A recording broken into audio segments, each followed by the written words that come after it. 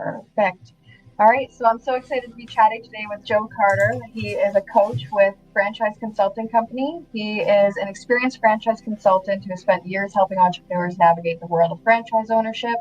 And today I'll be asking Joe a few questions just about their world in franchising, insights that'll be especially helpful for anyone considering business ownership and wanting to understand the process from a consultant's perspective. Joe Carter, thank you so much for joining me today. Just to start us off, do you want to tell us a bit more about your background, what inspired you to become a career ownership coach, and kind of just where it started and where the idea all came from? Yeah, definitely. Thank you for having me on first and foremost. Appreciate the invite and been looking forward to it as well. In terms of my background, I spent the first about a decade of my career in your kind of traditional corporate footprint of America. So I was traveling the country, climbing the ladder, training and developing teams ranging anywhere from 10 to 10,000. And from the outside, it kind of looked like success, but it wasn't mine. So I really had this call to become an entrepreneur myself. So bought into my first franchise called You Break, I Fix. My partner and I built it here in the Dallas-Fort Worth metro from scratch. And here's the part that most people do not realize, and we didn't realize until afterwards. We didn't follow the playbook because it was a new brand. They didn't really have a playbook, to be honest. So we took what they did have and improved it. We enhanced training, we rebuilt onboarding, we engineered outbound sales structure, built a real business-to-business relationship, scale footprint, and we ultimately scaled it the right way. We were able to exit that particular brand selling it at 7 times EBITDA, which is a little over double the industry average at the time. So thought we won. Everybody was congratulating me and stuff, but 3 months later, the buyer flipped it for nearly double. It was the same revenue. Yeah, same revenue, my same team, same exact customers. So I really had to kind of take a hard look and say, well, what did they do different? What changed? How did they get so much more?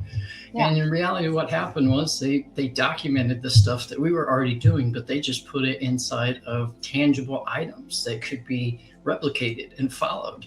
And that blind spot cost me $2 million. So it was a hard lesson. It wasn't because I wasn't smart. It wasn't because I didn't work hard. It was because I didn't understand this. Revenue is loud, but value is quiet. And that's why I love Schoolie Mitchell. Y'all really drive home the value thing. But revenue shows up on scoreboards, but value shows up in multipliers when it's time to exit. So ultimately, that was not my first exit. Since then, I built, scaled, and sold multiple businesses myself, most recently to private equity. I got to stay on with private equity doing due diligence on over 400 transactions, totaling north of $14 billion in revenue. I've also brokered franchise resales, and I've helped individuals get into the franchise space. So I've seen kind of every angle of the franchise space. I've been one, I've been a franchisor, I've resold them, and I've helped people to navigate into them. So getting to see what buyers actually pay for when territories change hands is something that gives me a lens that I can help the individuals getting into the franchise space for the first time. Because ultimately there's some patterns there. And more often than not, the patterns don't change. Buyers, they don't pay for effort. They don't pay for hustle. They don't pay for personality.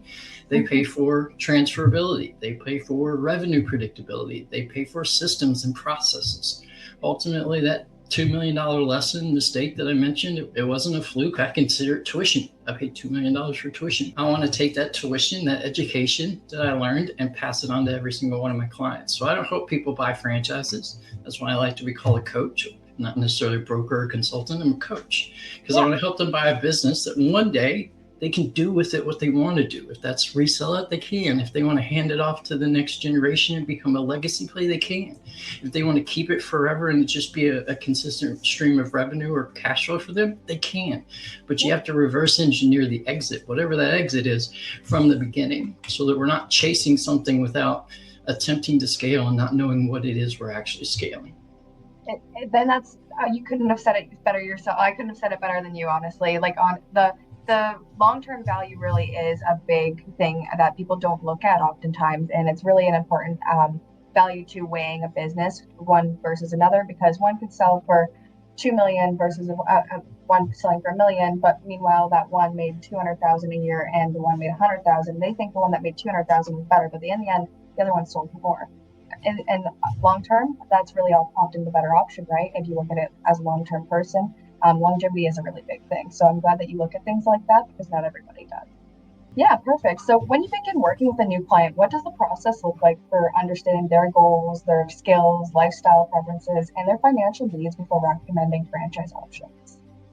I love that question. I've been in the franchise space around 15 years now and dealt with so many consultants, especially back when I was trying to buy into a brand, dealt with several consultants before we ultimately find it.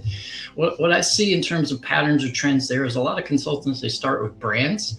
Me personally, I like to start with clarity.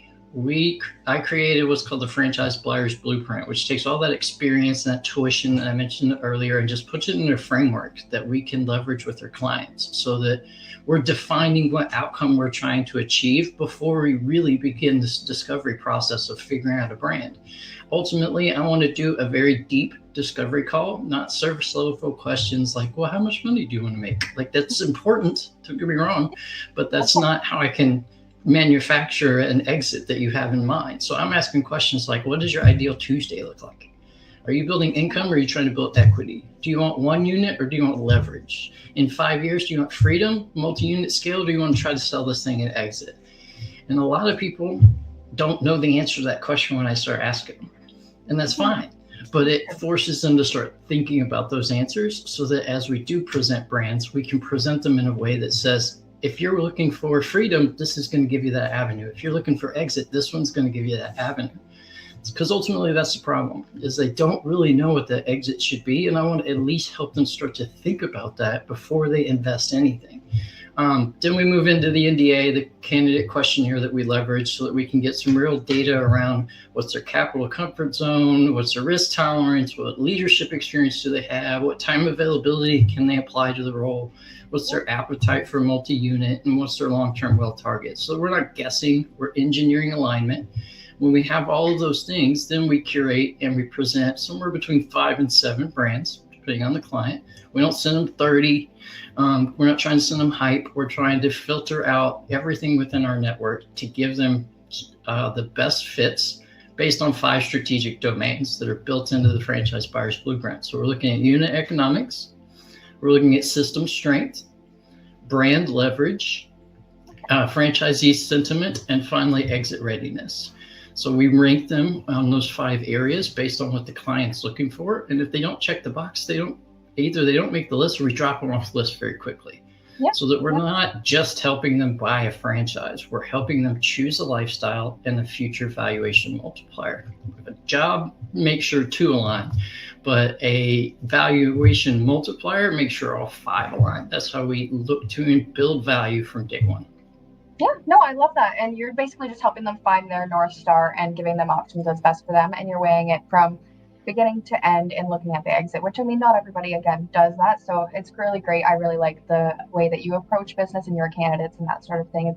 It's really a great way to approach things and kind of get them to look at the bigger picture as opposed to what am I going to make for a year. So that's really nice. Exactly. Perfect. When it comes to evaluating franchise concept, how do you personally evaluate and vet franchise concepts before introducing them to a client? Like, what criteria tends to be most important to you when determining whether a franchise is a good opportunity? This is a fantastic question. So I've seen probably 5,000 to 7,000 franchise brands in my day, and I like to look at them personally because of that experience and evaluate them as if I was private equity. Would private equity buy this particular territory into this particular brand? So I'm trying to remove emotion. I'm trying to remove hype. I'm trying to remove a really cool logo. I'm not excited about how cool or interested a founder sounds on a particular webinar. I want to run the concept through all the filters that are in the franchise buyer's blueprint and really dive into those things. So I mentioned a moment ago, but I want to go a tad deeper. So the first layer that we look at is unit economics. Are the margins real, or is it just the top performer that's driving the average up? If there's only like 5 or 6 people in the brand, one top performer can make that average overinflate pretty easily. Does it consistently produce 20 to 30% EBITDA? Can it break even without the owner having to work 60 or more hours a week, especially if they're looking for a semi-absentee or executive model? If the economics don't scale, then really nothing else matters. We can take that one off the list and move into the next one. Assuming those things are true, we then move into the second stage, which is system strength. So what types of SOPs are documented within the brand? What's the onboarding structure look like for a new franchisee? How does that tech stack support growth? Because if you're trying to exit, you need to grow and grow very quickly. If the business only works when the owner's in the room, then it's very difficult for that to be a repeatable or sellable product later, because even if you do great, you're trying to sell the brand, not yourself. So that becomes self-employment. Third area that we look at is brand leverage. Is the brand expanding intelligently? There's a way to grow, and there's a way to grow well. Are the units opening because there's a demand that exists, or because the sales teams are pushing contracts? Yeah. Growth without unit profitability is actually a red flag, in my personal opinion. The next area is franchise sentiment. So this one's huge. We like to talk to 2 to 3 operators minimum. Preferably, we want to talk to who's the top performer. We want to know what they're doing that's giving them success. And we want to talk to somebody who's more on the average layer of performance there, so we can understand what's the variant, what's the delta between the top performer and the average performer, and is the client willing to do those things to get the top performer level result. And if possible, we want to also talk to somebody who's exited the brand, left for whatever reason. They sold it, they got tired of it, and they wanted to do something else, whatever. But somebody who left the brand as well is something that I really strongly encourage my clients to do as well, because all those things give you a layer of information to help you make a strategic decision. And then the final section is exit readiness. Is the franchisees expanding beyond ownership?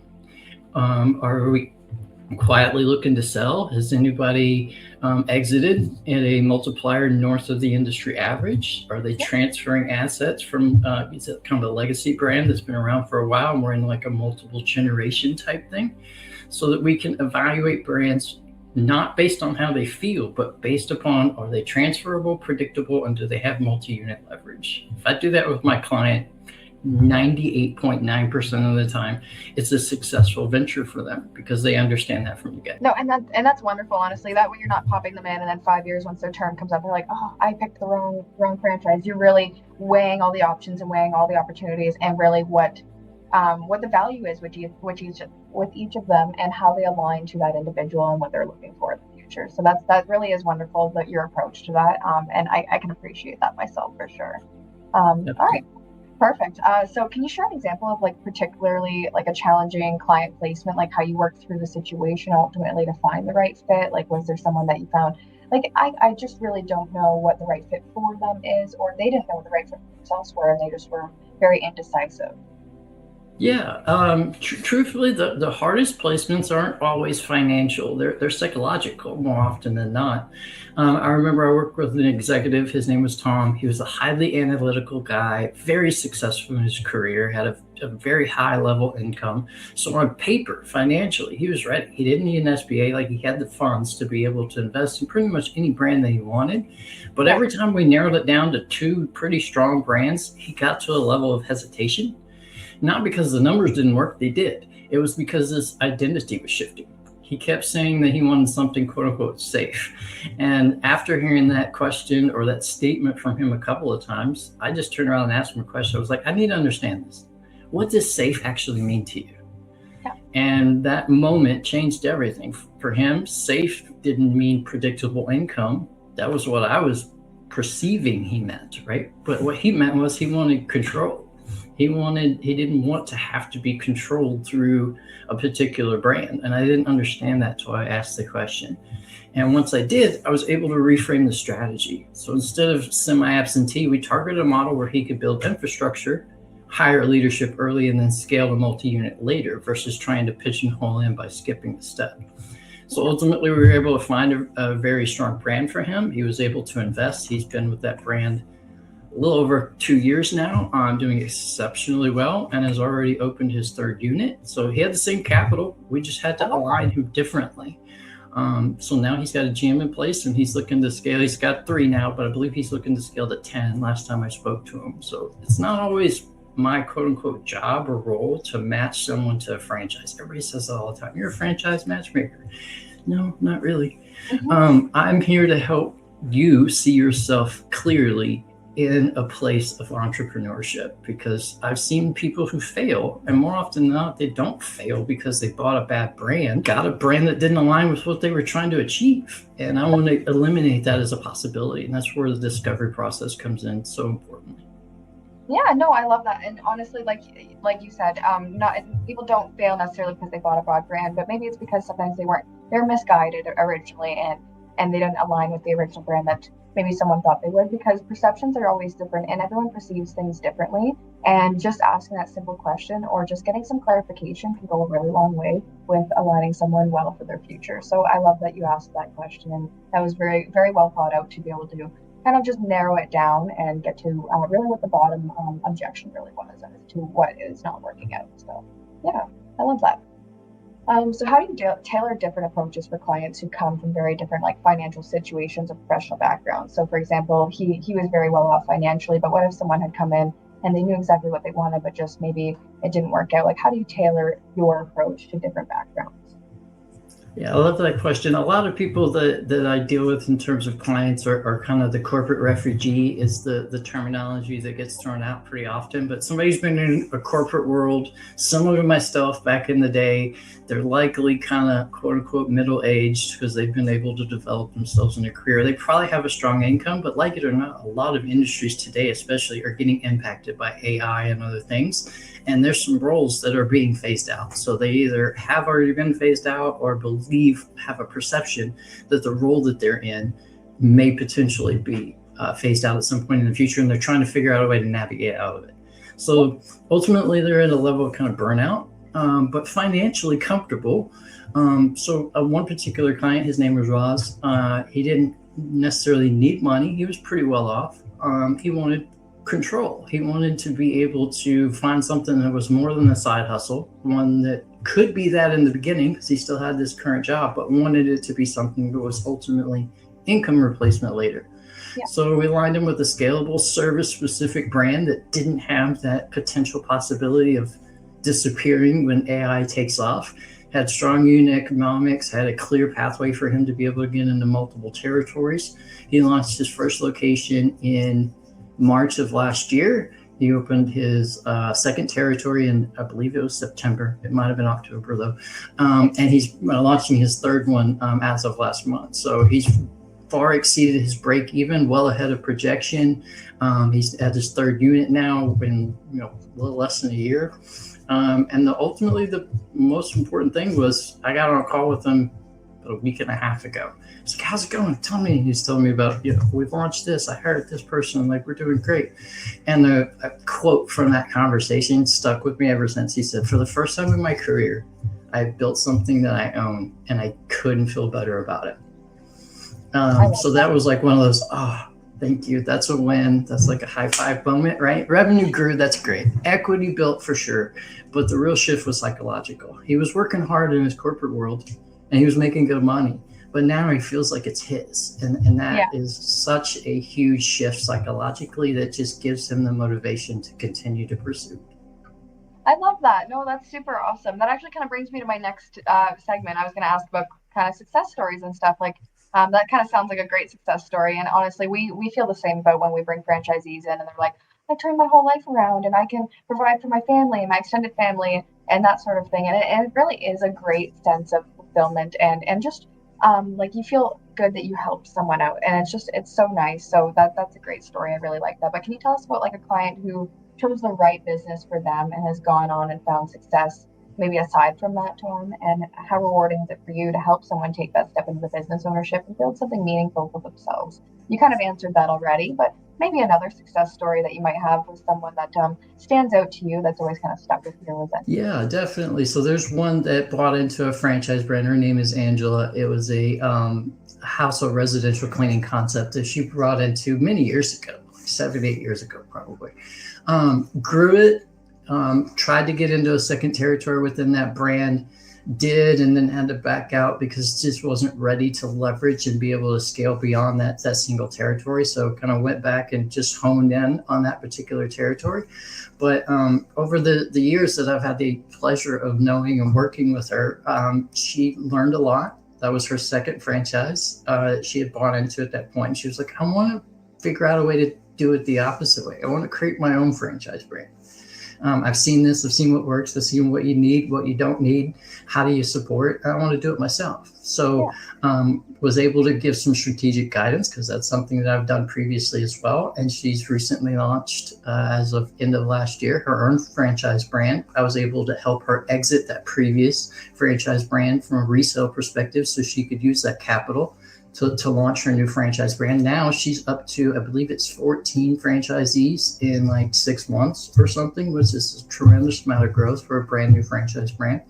And it's continuing to scale. So a success story that started probably 7 to 8 years ago and created not only her ability to be an entrepreneur for the second time over at that point, but now she gets to be a franchisor, which is a whole nother level of entrepreneurship that I love to see my clients get to. That's amazing. No, now she's giving other people the opportunity to be entrepreneurs, not just herself, which is so wonderful. And I mean, to grow from someone who was just a franchisee to a franchisor, that's just tremendous. And I actually love that story. That's amazing. If you don't mind me asking, what kind of brand does she franchise? It is a portable, she doesn't like the terminology, but porta potty. So it's a portable luxury restroom branded concept. So think you're like, state fairs or large conventions where there's not necessarily an immense amount of facilities in wherever that location may be, a fair, a festival, something to that effect. And you get those normal, like kind of plastic looking porta potties that get in there. Those things are gross. So she created one that's very close to a similar size, slightly larger, but actually has air conditioning, has working plumbing, so you can actually wash your hands. It has Bluetooth so that the festival can be playing music through on the inside. There's separate ones that actually have showers that can be put on like construction sites, for example, so that as construction workers get dirty at the end of the day, they can wash off before it's time for them to leave. So they are scaling exceptionally fast in Texas and beyond now. I love that. No, actually, I was looking into doing a backyard wedding, and similar, nobody wants to go in their dress clothes or nice long dresses into a porta potty. And with a backyard wedding, there's not a lot of facilities typically, right? So I was actually looking into that sort of thing. So that's actually interesting because there's lots of business in that area, and you'd be surprised how many people actually come across it, and including myself. 100%. That's awesome. I can get you hooked up if you need some. Noted. Okay, I'm in Canada, so maybe it'll be a little bit of a transport cost, but we'll see. All right, perfect. So what are some of the common misconceptions with clients about franchising, and how do you typically address and reframe those beliefs? Like obviously when people think franchising, they think maybe McDonald's or Wendy's or that sort of thing, right? So how do you kind of take that and kind of address and reframe what they have in their mind when they think franchising?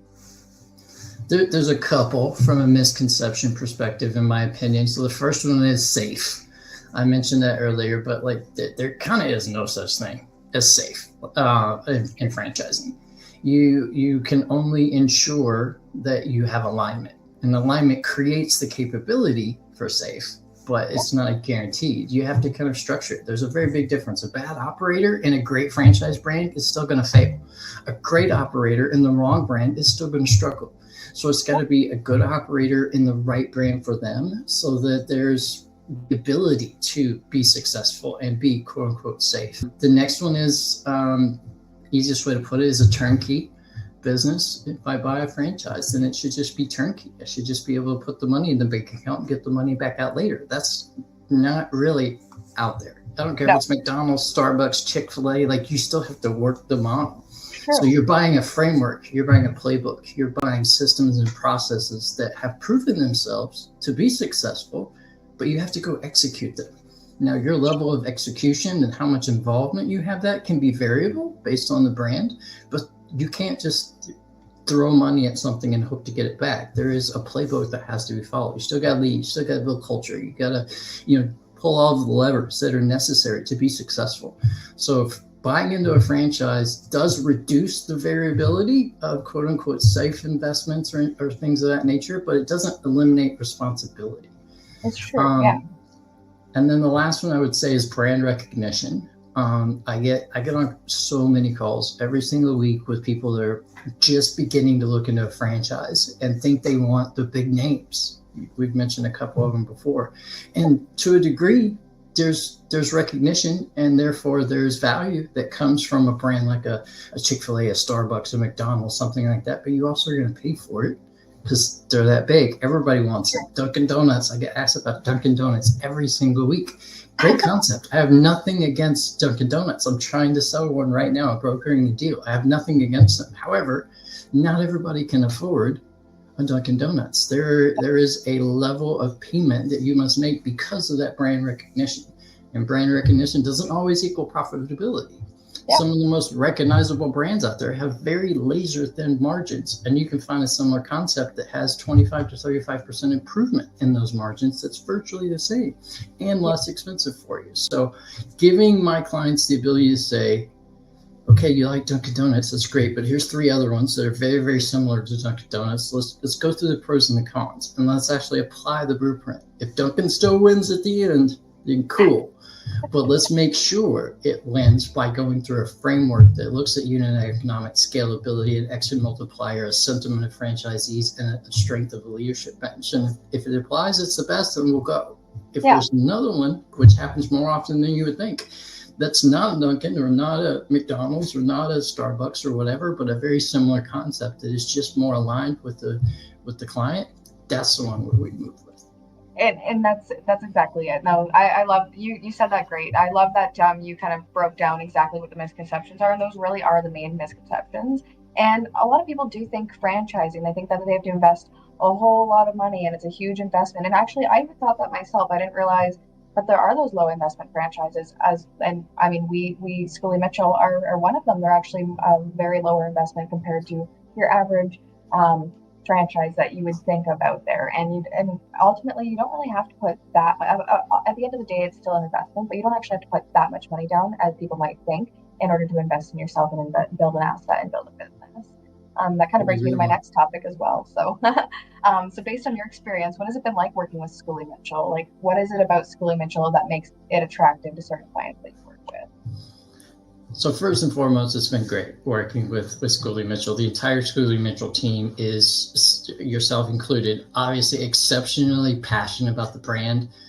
Dennis is phenomenal. The amount of information that guy has in his head is astronomical, and that's coming from somebody who's got an MBA in business analytics. Like, he pushed me to shame.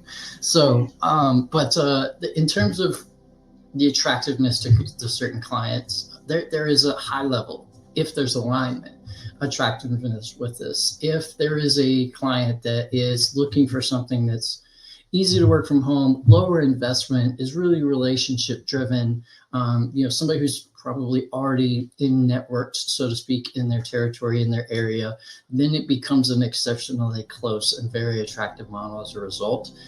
Scully Mitchell's been around a very, very long time, right? So this is not a new flash in the pan type brand. It's been around. It's got proven track record of success. The FDD is amazing, very strong margins. There's been exits inside of Scully Mitchell at very high multipliers.